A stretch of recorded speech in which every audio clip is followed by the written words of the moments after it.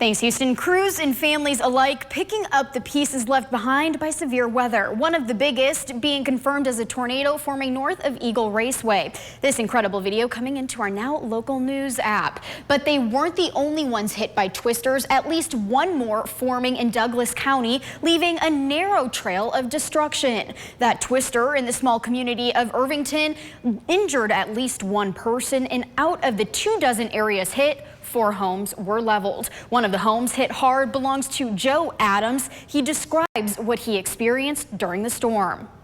We had been watching for the hail, and we were up to baseball size hail just about, and I seen debris in the air, and it was me and my wife and the grandson and a couple dogs, and I just yelled to the basement. Like I said, we hit the bottom of the stairs and the door hit us, and the next thing we saw was the sky.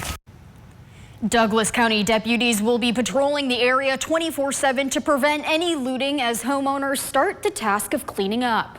I had the gates.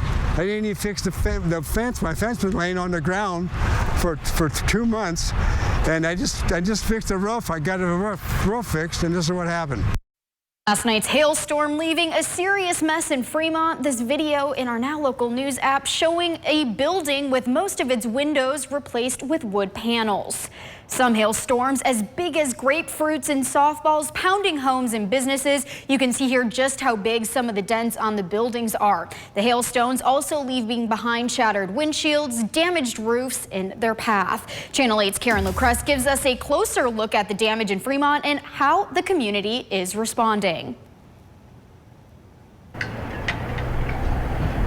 I'm standing outside of a Fremont hotel where you can actually see the hailstones punch through them. They left with dented cars lining up the streets, and one Nebraska neighbor tells me that this is just Nebraska weather. I would say they were about this big. A powerful hailstorm barreling through Fremont on Thursday, leaving behind a trail of broken windows, battered rooftops, and damaged cars. Why are these big ice balls bouncing up and down on my deck? And they're bouncing all over my new roof. I only had it on there one day. I just had to replace it. People waking up this morning assessing the damage, cracked windshields, and yards littered with branches. I spoke with an employee of a local diner who took an Uber home from work Thursday night because he wasn't too sure about driving. Walking into work this morning, he says the only thing he could say is, "My poor car." And it's a familiar scene in parts of the city, according to longtime Fremont Dale Lincoln. The trucks over here were damaged. Only one of them survived over here. Only one truck survived, all totaled. Yes, only one guy said to me, he says, our truck is okay, the rest of them are all gone. Despite the damage, Lincoln says he weathered storms before and knows the community will bounce back. He said, you're going to be kind, you're going to be all right, you're not going to get no bad weather here. So I looked at that and I saw my wife says, I don't know, I think we better get home because it looks kind of dark. They're tough. They're different, they're tough.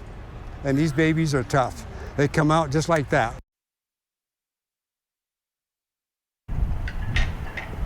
While this part of town was hit badly, as I was driving through, the other side of town looked untouched. Reporting from Fremont, Karen Lucrest, Channel 8 News.